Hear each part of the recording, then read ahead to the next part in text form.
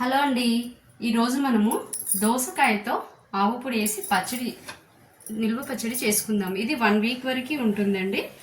వీటికి కావాల్సిన ఇంగ్రీడియంట్స్ ఏంటంటే, 1 టీ స్పూన్ పసుపు, 3 టీ స్పూన్స్ ఆవపొడి. ఆవపొడి ఎంత తీసుకున్నామో అంతే క్వాంటిటీ మిరపపొడి. తర్వాత సాల్ట్, మనకి సాల్ట్ ఎంత కావాలో అంత తీసుకోవాలండి, మన టేస్ట్ని బట్టి. చూడండి, సాల్ట్ 2 టీ స్పూన్ సరిపోతుంది. ఆవాలు, జీలకర్ర, ఆ తర్వాత కరివేపాకు, ఎండుమిర్చి 3 కట్ చేసి పెట్టుకోవాలి.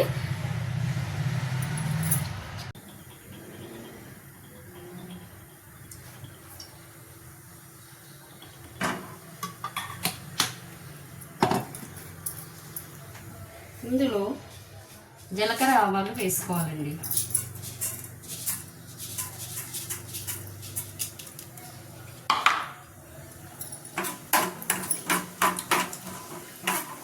జీలకర్ర, ఆవాలు కొంచెం చిటపట కాగానే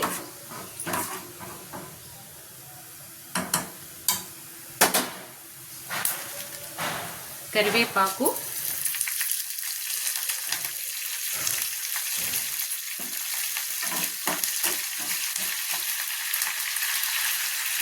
ఎండుమిర్చి వేయాలి.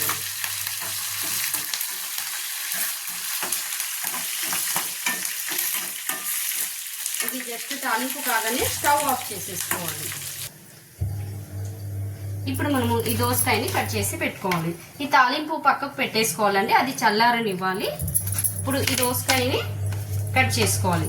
ఈ దోసకాయ బాగా కడిగి చక్కగా తూడవాలండి, తడి అనేది ఉండకూడదు. ఇలా చిన్న చిన్న ముక్కలుగా కట్ చేసుకోవాలండి. ఈ దోసకాయని ఇలా చిన్న చిన్న ముక్కలుగా కట్ చేసేసుకొని పక్కన పెట్టేసుకోవాలి. ఇప్పుడు మనము పోపు చేసుకున్న ఈ పోపుని కిందకి దించేసుకొని, చల్లారిపోయిందండి. జస్ట్ 10 మినిట్స్ పక్కకు పెట్టేస్తే 5 మినిట్స్ పక్కకు పెట్టేస్తే చల్లారిపోతుందండి ఇది. ఇప్పుడు ఇందులోకి పసుపుని యాడ్ చేసుకోవాలి, సాల్ట్, ఆవపొడి,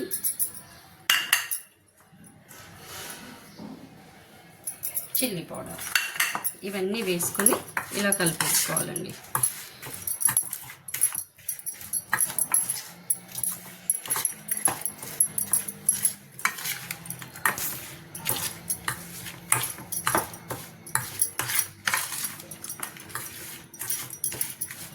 ఇలా చక్కగా మిక్స్ చేయాలి. దీన్ని మిక్స్ చేసిన తర్వాత ఇప్పుడు మనం ఇందులోకి దోసకాయల్ని కలిపేయడమే.